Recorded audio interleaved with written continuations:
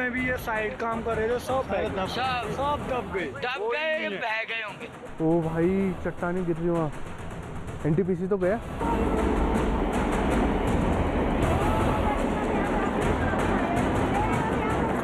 तपोवन के ठीक नीचे जो बैराज बन रहा है वो पूरा टूट गया है इस समय, इसलिए जितने भी चमोली और कर्णप्रयाग जितने भी नदी किनारे लोग हैं वो कहते हैं सुरक्षित स्थानों पर जाएं।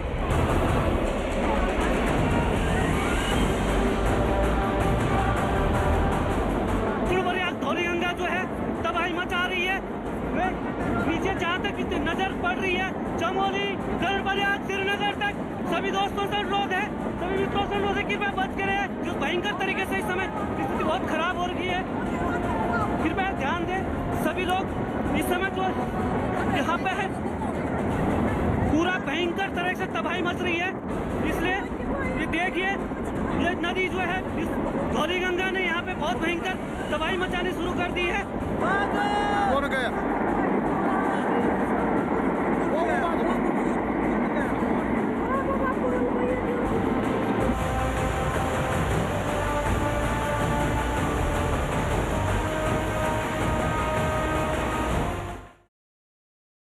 तो उत्तराखंड में बड़ी तबाही हुई है। उत्तराखंड के जोशीमठ में ग्लेशियर फटने की वजह से कई लोग मलबे में दब गए। चमोली में आईटीबीपी के जवानों ने काफी मशक्कत के बाद एक शख्स को बाहर निकाला। ये तस्वीर हम आपको दिखा रहे हैं, देखिए किस तरीके से बड़ी तबाही जोशीमठ में ग्लेशियर के फटने के चलते, और इस सबके बीच आईटीबीपी का रेस्क्यू ऑपरेशन जारी। और इस वक्त हमारे साथ हमारे सहयोगी नीरज लाइव जुड़ रहे हैं। नीरज, क्या जानकारी, अब क्या बताया जा रहा है प्रशासन की तरफ से, कहां तक रेस्क्यू ऑपरेशन पहुंचा? देखिए, अब से थोड़ी देर पहले कैबिनेट सेक्रेटरी राजीव गौबा की अध्यक्षता में नेशनल क्राइसिस मैनेजमेंट कमेटी की बैठक दिल्ली में हुई और उसमें आईटीबीपी के डीजी एसएस देसवाल और दूसरे वरिष्ठ अधिकारियों ने भी हिस्सा लिया। क्या स्थिति है और क्या केंद्र सरकार की तरफ से किया जा रहा है, हमारे साथ एक्सक्लूसिव बातचीत करने के लिए सर न्यूज 18 इंडिया से बातचीत करने के लिए धन्यवाद। आप क्या अभी जो मीटिंग हुई उसमें क्या कुछ आप लोगों को दिशा निर्देश दिया गया और आईटीबीपी अभी मौके पर क्या कर रही है? देखिए, ये नेचुरल कैलामिटी थी जो ग्लेशियर ब्रेकडाउन करने की वजह से हाई इंटेंसिटी वाटर ने छोटे छोटे डैम्स पे, एक रैनी पे डैम था और एक तपोवन पे डैम था, उन दोनों पे हाई वॉल्यूम हाई इंटेंसिटी से जो पानी आया है तो उसकी वजह से काफ़ी डैमेज हुआ है। जो फर्स्ट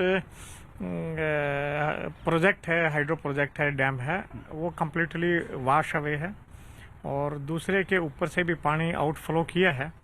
तो उसमें काफ़ी वर्कर्स काम पे थे, तो उनमें उसके पास ही 2 टनल्स हैं जी, तो दोनों टनल में भी वर्कर्स काफ़ी काम कर रहे थे, तो वो भी फंसे हैं उसमें।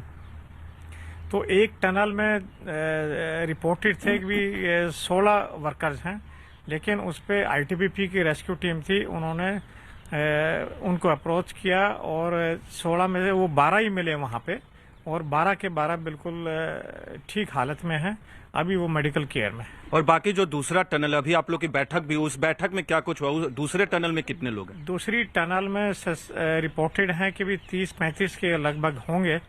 वहाँ पे इंडियन आर्मी और अभी हमने जो यहाँ से फर्स्ट टनल से रेस्क्यू टीम्स आईटीबीपी की फ्री हुई हैं उनको भी भेज दिया है, तो सारे के सारे उन वर्कर्स को रेस्क्यू करने में लगे हुए हैं।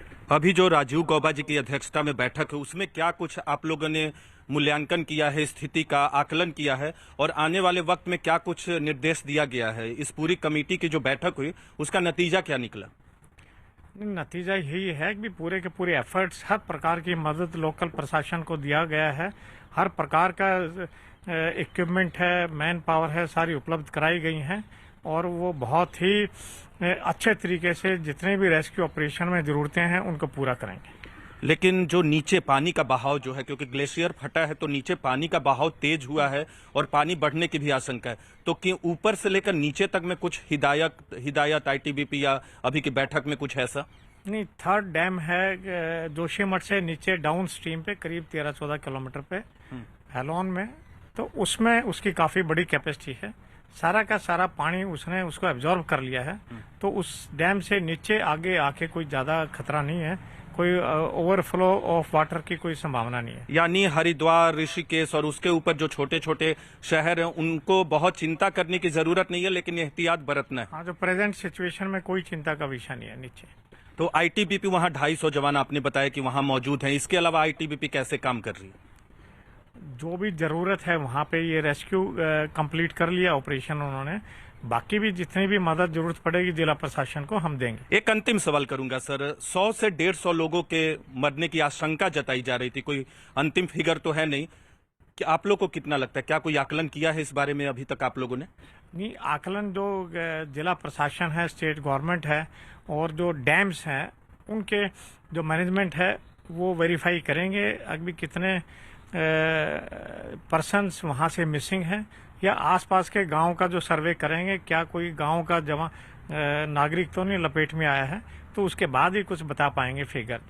हमसे बातचीत करने के लिए बहुत बहुत धन्यवाद। तो हमारे साथ थे आईटीबीपी के महानिदेशक एसएस देसवाल साहब। इन्होंने बताया कि जमीन पे क्या हो रहा है, लेकिन उत्तराखंड के हरिद्वार, ऋषिकेश और उसके ऊपर जो छोटे शहर है उनको बहुत चिंता करने की जरूरत नहीं, लेकिन एहतियात बरतना होगा सबको। जी बिल्कुल। तो आईटीबीपी के डीजी इस बात की जानकारी देते हुए कहते हुए कि जो फाइनल फिगर है कि कितने मिसिंग हैं और कितने लोग इस पूरी आपदा के बीच अपनी जान गंवा बैठे हैं, उसके लिए थोड़ा इंतजार करना होगा, लेकिन लगातार आईटीबीपी के जवान रेस्क्यू ऑपरेशन चला रहे हैं। आपको बता दें, चमोली में ग्लेशियर टूटने से हुई तबाही पर प्रधानमंत्री नरेंद्र मोदी ने भी दुख जताया। पीएम ने कहा कि दुख की इस घड़ी में पूरा देश उत्तराखंड के साथ खड़ा है। उन्होंने बताया कि वो मुख्यमंत्री, गृह मंत्री अमित शाह और एनडीआरएफ के लगातार संपर्क में हैं और साथ ही उन्होंने राहत और बचाव के काम में हर संभव मदद का भरोसा भी दिया। आज हम मां गंगा के एक छोर पर है, लेकिन जो मां गंगा का उद्गम स्थल है वो राज्य उत्तराखंड इस समय आपदा का सामना कर रहा है। एक ग्लेशियर टूटने की वजह से वहां नदी का जलस्तर बढ़ गया, नुकसान की खबरें धीरे धीरे आ रही है। मैं उत्तराखंड के मुख्यमंत्री श्री त्रिवेंद्र रावत जी,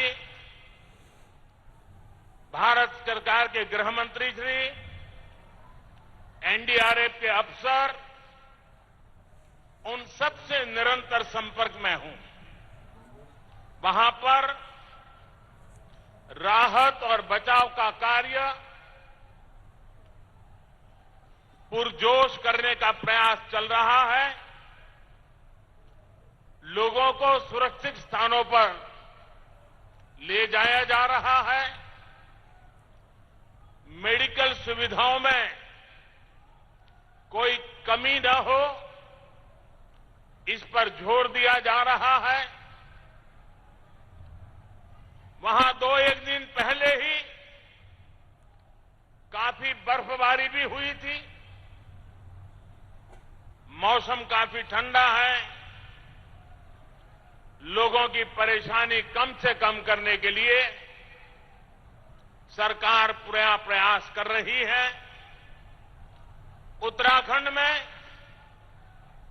ऐसे परिवार मुश्किल से मिलते हैं जिनका कोई न कोई सदस्य फौज में न हो, यानी वहां के लोगों का हौसला किसी भी आपदा को मात दे सकता है। उत्तराखंड के साहसी लोग के लिए मैं प्रार्थना कर रहा हूं, बंगाल प्रार्थना कर रहा है, देश प्रार्थना कर रहा है।